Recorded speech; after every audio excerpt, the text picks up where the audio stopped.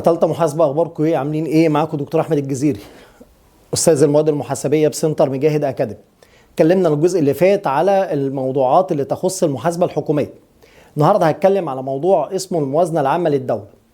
كلمة موازنة الاول لازم تبقى عارف ان هي عبارة عن خطة بيتم اعدادها لسنة مستقبلية، والموازنة هي عبارة عن تقدير مالي لكل الايرادات المتوقع تحصيلها في السنة القادمة، أو كل النفقات والمصروفات التي يتوقع صرفها السنة القادمة.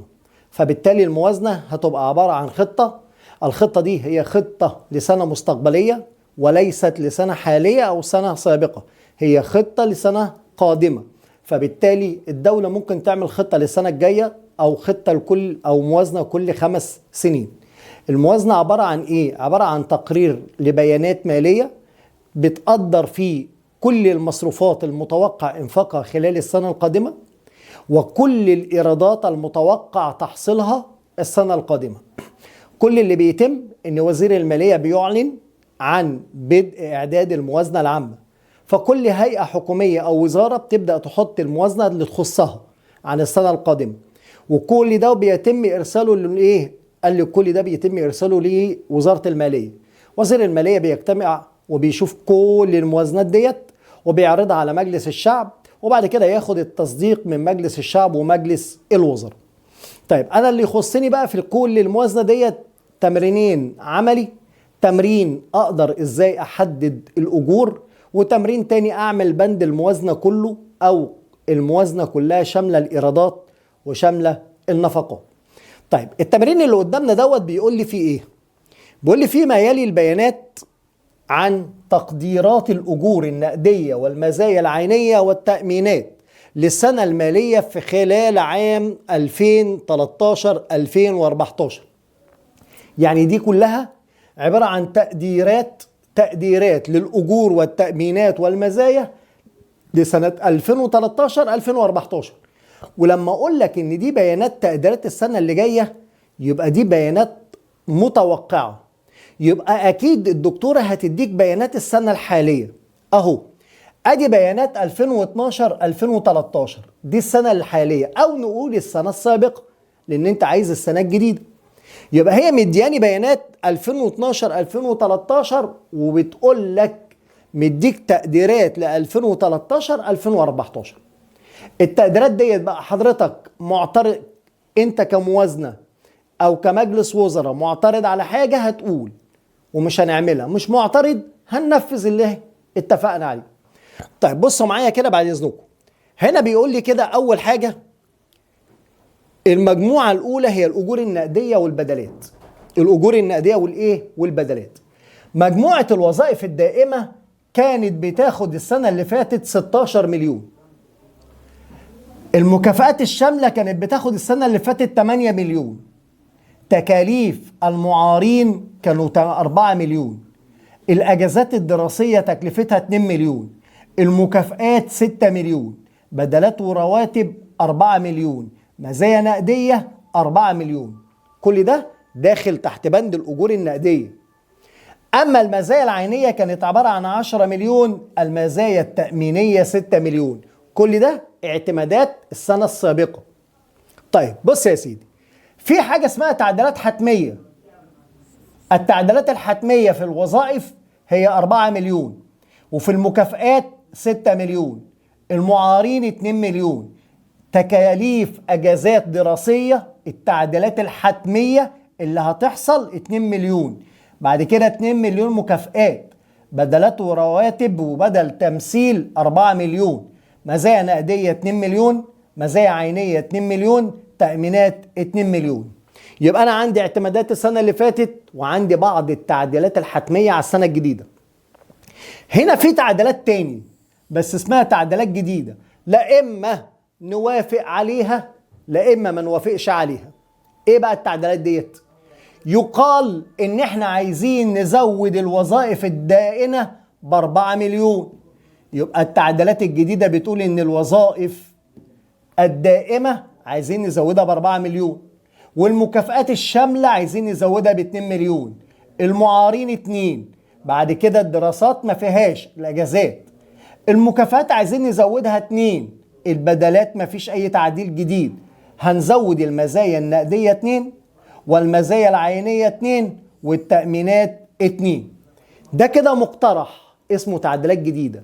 تعال نشوف بقى قرار قطاع الموازنة للتعديلات الجديدة الموافقة على.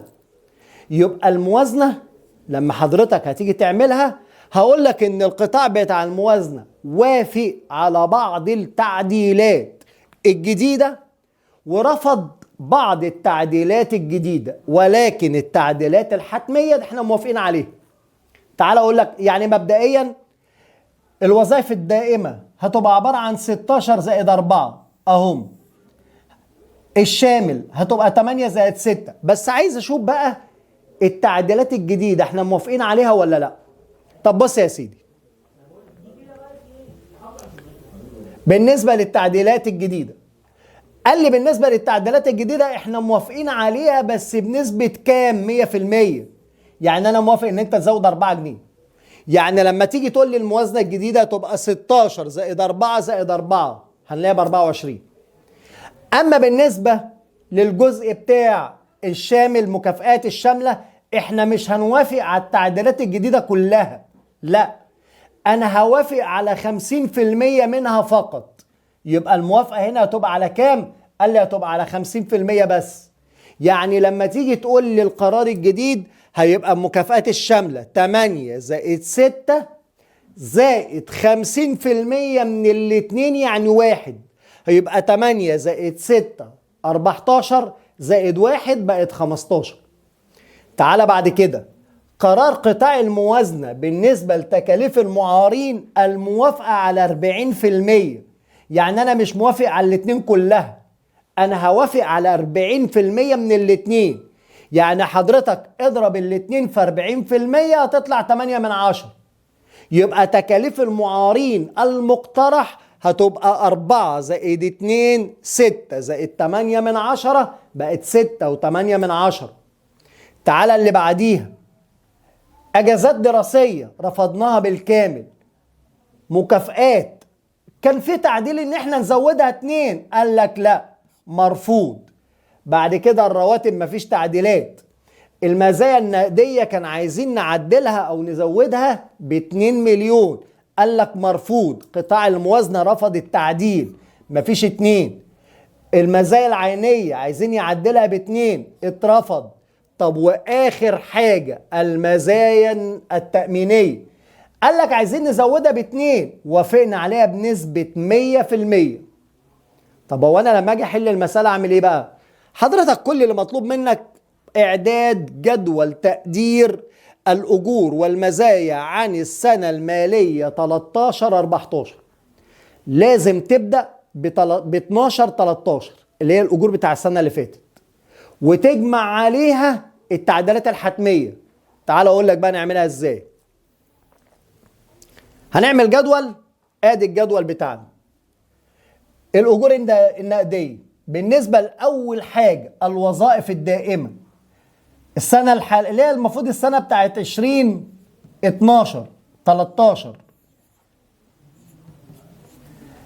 كانت ب16 وكانت 8 و4 و2 و6 و4 و4 و10 و6 جمعتهم لقيتهم 60. ايه الارقام دي؟ الارقام دي على فكرة جاية من السؤال نفسه اهو. 16 8 4 2 2 4 6 4 4 10 6. نقلت الاجور زي ما هي. التعديلات كان في السؤال في نوعين من التعديلات، تعديلات حتمية وتعديلات ايه جديدة. هننقلهم هم اهم. ادي التعديلات الحتمية وادي التعديلات الجديدة نقلناهم هم.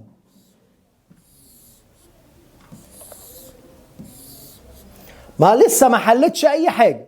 نقلت كل السنة الحالية بوظائفها بأجورها بكل حاجة، ونقلت التعديل الحتمي ونقلت التعديل الجديد.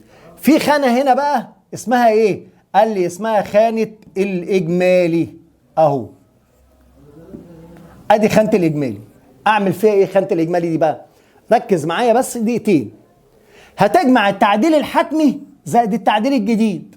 4 زائد 4 8، 6 زائد 2 8، 2 زائد 2 4، 2 زائد صفر 2، 2 زائد 2 4، 4 زائد صفر 4، 2 زائد 2 4، 2 زائد 2 4. في الوظائف بتاعت المزايا التأمينية 2 زائد 2 4. يبقى خانة الإجمالي دي هي حاصل مجموع التعديلات الحتمية زائد التعديلات الجديدة. تعال بقى أجيب لك السنة المالية بتاعت 2014 اللي هي السنة الجديدة. حضرتك هتعمل إيه؟ هتعمل لي فيها عمودين، عمود للمقترح وعمود لرأي الموازنة. طب هو عمود المقترح ده أنا بعمل فيه إيه؟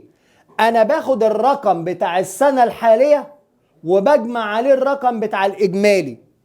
يعني دايما هتلاقي في المقترح مجموع حاجتين، الأجور بتاعت السنة الحالية زائد مجموع التعديلات الحتمية والجديدة. تعال أقول لك كده بالنسبة للوظائف الدائمة كانت 16 جمعنا عليها 8 بقت كام؟ قال لي بقت 24. بقت كام يا باشا؟ بقت 24. ادي ال 24. هنا كانت 8 وزودنا عليها 8 اجمالي بقت 16. 4 هنزود عليها 4 بقت 8. 2 هزود عليها 2 بقت 4. في السنة الحالية السنة السابقة 6 مكافآت، مجموع الحتم والجديد 4 بقوا 10. بدل التمثيل في السنة السابقة 4 الإجمالي بتاع الحتم والجديد 4 بقوا 8. 4 سنة سابقة مزايا، 2 حتم 2 جديد يعني 4 و4 بقى 8. 10 سنة سابقة 4 إجمالي حتم زائد جديد بقت 14. 6 في السنة السابقة للمزايا التأمينية، 4 حاصل مجموع الحتم والجديد بقى 10. يبقى أنا في السنة المالية الجديدة لما جبت خانة أو عمود المقترح كل اللي أنا عملته جبت البيانات بتاعت الأجور في السنة القديمة وجمعت عليها التعديلات الحتمية زائد التعديلات الجديدة. أما بالنسبة لرأي الموازنة ده هيكون حاجة تانية مختلفة. تعال أقول لك بقى بالنسبة لرأي الموازنة هنعمل إيه.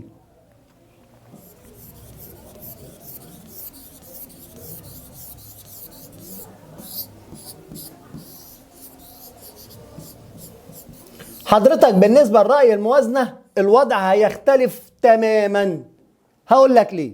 مبدئيا أنا هفضل مقتنع أو هفضل قايل إن السنة الحالية فيها 16 جنيه أو 16 مليون والحتمية 4. دول كده الموازنة موافقة عليهم. الاعتراض أو الاختلاف هيبقى في التعديلات الجديدة. أقول لك على حاجة، انسى العمود بتاع الإجمالي بقى. لما اجي على رأي الموازنة انسى العمود بتاع الإجمالي. عدل معايا كده حاجة حاجة. بالنسبة للوظائف الدائمة كان هناك تعديل أو إن الموازنة قالت أنا موافقة عليها بنسبة 100%. هقول لها حاضر.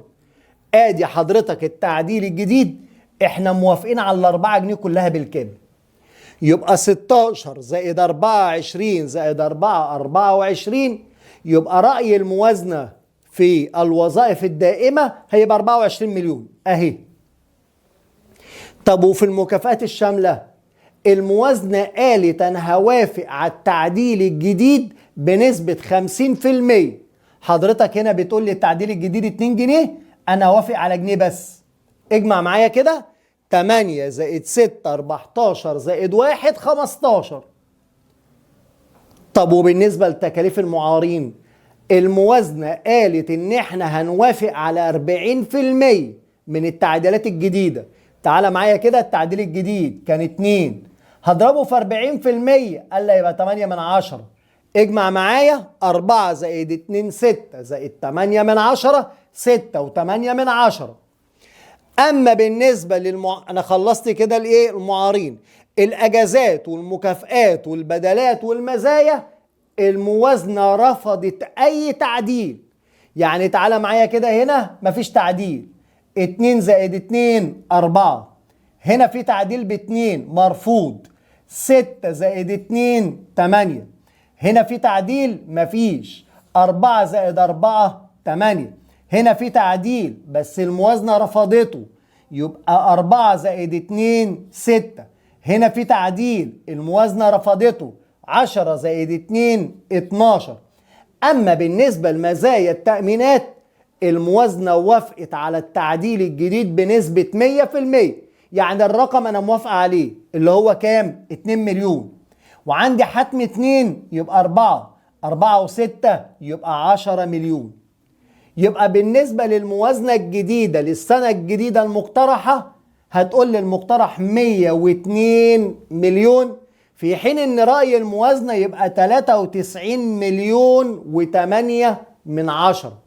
ويبقى كده حضرتك حليت المسألة. خد بالك، الأسئلة دايما بتبقى في التعديلات. دايما الأسئلة بتبقى في التعديلات. يعني يجي يقول لك ان مثلا الموازنة موافقة على الاقتراح الجديد بمعدل 90%، 80%، 50%، 100%، هتسألك على الرقم الجديد. فانت وانت بتحل، حل جدولك كله بالكامل، وقفل جدولك، وابدأ بعد كده اعرف الأسئلة وجاوب عليها. يبقى أنا هنا بعمل أول حاجة عمود للبيان، وعمود بسجل فيه البيانات بتاعت السنة الحالية، وبفتح 3 أعمدة للتعديلات، حتمي جديد، وبجمعهم. وبعد كده بفتح عمودين للسنة الجديدة. تعالى معايا كده حل لك تمرين تاني. بص يا سيدي،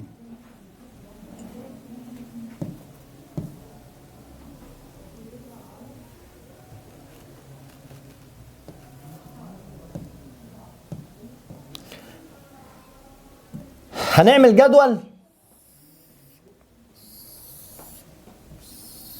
وهنكتب هنا البيان والسنة السابقة والتعديلات. عندي 3 أنواع: تعديلات حتمية،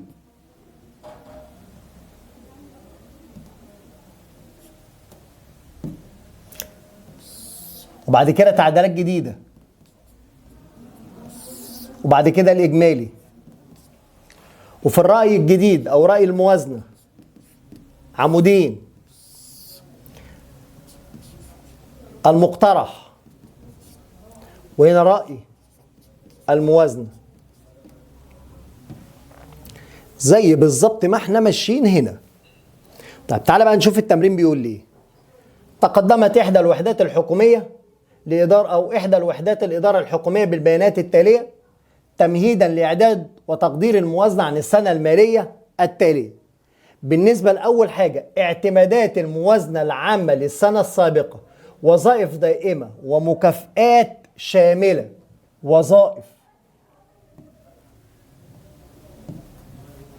وظائف دائمة، بعد كده عندي مكافآت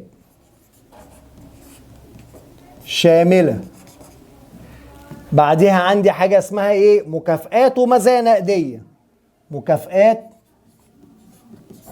مزايا نقدية. تعال سجل معايا بعد إذنك.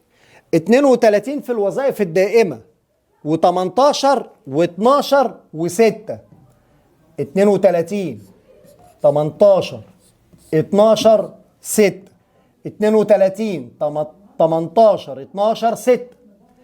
التعديلات الحتمية كام؟ الوظائف الدائمة 8 2 4 2.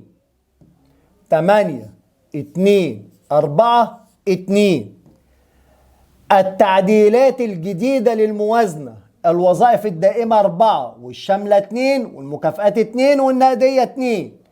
4 2 2 2. ده الجديد. مطلوب من حضرتك تعمل ايه قبل ما اكمل لك بيت السؤال؟ كل اللي مطلوب منك هتجمع الحتم مع الجديد. 8 زائد 4 كام؟ قال لي 12. 2 زائد 2 كام؟ قال لي 4. 4 زائد 2 كام؟ قال لي 6. 2 زائد 2 كام؟ قال لي 4. كده انا جبت خانة الاجمالي. قبل ما نكمل ونقرا المسألة، بص معايا كده. رقم 1: وافقت وزارة المالية على التعديلات الحتمية. اي تعديل حتمي احنا موافقين عليه، لكن وزارة المالية بتعترض على بعض الحاجات في التعديلات الجديدة. بس قبل ما نوصل للتعديلات الجديدة تعالى اكمل لك. انا عندي هنا الموازنة فيها مقترح، اجيب ازاي المقترح ده؟ تعالى اقول لك ازاي. 32 هتجمعهم زائد ال 12، ادي ال 32 وادي ال 12 44. ال 18 زائد ال 4 قال لي 22. ال 12 زائد ال 6 قال لي 18. ال 6 زائد ال 4 قال لي 10. كده انا ما عملتش اي جديد، خلصت اهو. فاضل لي العمود الاخير اللي هو رأي الموازنة. معلومة لحضرتك، رأي الموازنة ما يأثرش على الحاجات الحتمية، هيأثر على التعديلات الجديدة بس. تعال اقول لك على حاجة. وافقت الموازنة على 50% من التعديلات الجديدة للوظائف الدائمة. يعني يا باشا انت التعديل الجديد ب4، الوزارة ما وافقتش على ال4 كلهم، وافقت على 2 بس. يبقى هقول له 32 زائد 8 زائد 2 42. تعالى، وافقت الوزارة على 20% من المكافآت الشاملة. تعالى كده المكافأة الشاملة 2، مش هوافق عليها كلها، هوافق على 20% منها. اضرب الاتنين في 20% هيدينا 4/10. اجمع 18 زائد 2 20 و4/10 يبقى 20 و4/10. تعالى 10% من المكافآت. حاضر، المكافآت 10%، مش هوافق على الاتنين كلها. عشان كده هعمل ايه؟ هضرب الاتنين دي في 10%، 2/10. اجمع 12 زائد 4 16 و2/10 بقت 16 و2/10. تعالى، لم توافق على التعديلات الجديدة للموازنة أو للمزايا النقدية. يعني يا مزايا نقدية ملناش تعديل جديد، 0. 6 زائد 2 كام؟ 8. جمع لي حضرتك المقترح وجمع لي رأي الموازنة. يبقى حضرتك كده خلصت التمرين وخلصت المسألة. المقترح قال لي 94، رأي الموازنة 86.6. ودول كانوا التمرينين اللي موجودين على الموازنة العامة في إعداد أو تقدير أجور السنة القادمة. عندي تمرين تاني بيتكلم على إعداد الموازنة العامة للدولة نفسها وبعض المؤشرات اللي عند حضرتك. طب اقرا التمرين وهقول لك الجدول بيمشي ازاي. بيقول لي فيما يلي تقدير الموازنة العامة للدولة لعام 12-13 والمبالغ بالمليارات. انا قلت لك في البداية ان الموازنة عبارة عن تقديرات مالية وتقارير مالية للمستقبل لسنة قادمة. بتتوقع بتتوقع الإيرادات التي سوف تحصلها المنشأة أو الدولة، أنا آسف الدولة. يبقى هي تقديرات أو بيانات تقديرية لكل الإيرادات المتوقع تحصيلها وكل النفقات المتوقع إنفاقها أو صرفها. يبقى أنت حضرتك لما تيجي تكلمنا على بند الموازنة هتقول لي الموازنة دي بتتكون من إيه؟ هقول لك بتتكون من حاجتين، إيرادات ومصروفات. يبقى الموازنة فيها إيرادات وفيها مصروفات. الموازنة إيراداتها 3 حاجات. الدولة، فكر معايا، الدولة بتجيب فلوس منين؟ الدولة بتجيب فلوسها لا إما من الضرائب، لا إما من المنح والإعانات اللي بتاخدها من أي مؤسسة أجنبية أو دولة أجنبية أو شركة مصرية بتدي الدولة منح. طب وبعد كده حاجة اسمها الإيرادات الأخرى. طب الدولة بتنفق مصروفاتها في بتدفع أجور وتعويضات للعاملين اللي شغالين في قطاع الحكومة. بتشتري سلع وخدمات. ما أنا في بند عندي اسمه بند الاعتمادات النقدية من الخارج. فاكرين لما قلنا لما ممكن افتح اعتماد لشراء بعض الاصول الغير ماليه من الخارج؟ ما هي الدوله اللي بتشتري يبقى بتصرف فيه. الفوائد، الدوله ممكن تاخد قروض من بنوك فبتدفع فايده، فده بالنسبه لها مصروف. الدعم والمنح والمنح والمزايا الاجتماعيه، ممكن الدوله تصرف بعض المنح وبعض المزايا الاجتماعيه على بعض المؤسسات والهيئات الغير قادره، فده برضه مصروف. ومصروفات اخرى، وشراء اصول غير ماليه اللي انا لسه قايل لك فيه، ممكن افتح اعتماد لشراء اصول غير ماليه من الخارج. دي كلها نفقات. بجيب الايراد بطرح منه النفقات، بيطلع حاجه من 2، لا فائض لا عجز. واحنا كدولة ما شاء الله ما في موازنة عامة طلعت فائض، كله بيطلع عجز. طلع عند حضرتك هنا عجز، العجز هنا اسمه عجز نقدي. طب العجز ده انا اقدر اسده ازاي؟ قال لي حضرتك تقدر تسده عن طريق صافي حيازة الاصول المالية. ازاي؟ حضرتك شوف انت واخد متحصلات من الاقراض ومبيعات الاصول بكام؟ لما بتدي قروض لحد، المتحصل من القروض ده كام؟ اطرح منه حيازة الاصول المحلية والاجنبية. لما بتشتري اصول محلية او اجنبية بتشوفها بكام، والعائد اللي جاي لك من فوائد القروض كام؟ اطرح الاتنين من بعض هيديني رقم. الرقم ده اسمه صافي حيازة الاصول المالية، هو حاصل طرح المتحصلات من الاقراض والمبيعات للاصول المالية ناقص حيازة الاصول او الشراء للاصول المحلية او الاجنبية. يبقى معايا 30 مليار بس عليا عجز 340 مليار. لما سد جزء منه هيتبقى العجز 310 مليار، ده العجز بتاعي اسمه العجز الكلي. يبقى العجز الكلي بتاع الموازنة هو حاصل طرح العجز النقدي مطروح منه صافي الحيازة للأصول المالية. طب وانا جبت صافي الحيازة دي ازاي؟ المتحصل من بيع الأصول أو الإقراض ناقص المصروفات أو الحيازة للأصول الغير أو الأصول المحلية والأجنبية. طب العجز الكلي ده أقدر أسدده إزاي؟ أو إيه مصادر تمويله؟ قال لي عندي حاجتين: صافي الاقتراض. شوف مبلغ الاقتراض بكام وشوف الفوائد بتاعته بكام، اطرح الاتنين من بعض هيديك رقم تقدر تسدد منه جزء من العجز. وفي حاجة تانية اسمها صافي حصيلة خصخصة الشركات، بتجيب لك ايرادات تقدر تسدد منه العجز. في الغالب يا شباب الدكتورة بتديك الرقم ده والرقم ده، وممكن تجيب انت ده، او تديك ال 300 الصافي وتديك قروض الفايدة بتاعته سداد القروض 50 وتقول لك هات لي انت الاقتراض بكام. لما يكون رقم اطرح منه ال 50 يديني 300، ايه الرقم اللي اطرح منه 50 يديني 300؟ اكيد اجمع ال 300 زائد ال 50 يديني 350. يبقى لو شلت من ال 350 50 اللي هو سداد الفوائد او القروض هيديني 300 اللي هو اسمه بالنسبة لي صافي الاقتراض. طيب حضرتك هنا بتقول لي ان الصافي بتاعك 300 والخصخصة 10، يبقى 310، والعجز عندك 10، يبقى انت كده قدرت تغطي العجز كله بالكامل. تاني، الموازنة عند حضرتك بتتكلم من ايه او تتكون من ايه؟ ايرادات تحصل عليها الدولة من الغير عن طريق الضرائب، عن طريق المنح والاعانات، عن طريق الايرادات الاخرى. مصروفات تقوم الدولة بانفاقها للخارج عن طريق سداد اجور العمال، شراء السلع، سداد الفوائد، الدعم والمزايا الاجتماعية والمنح التي تعطيها الدولة للغير. مصروفات اخرى شراء اصول غير مالية.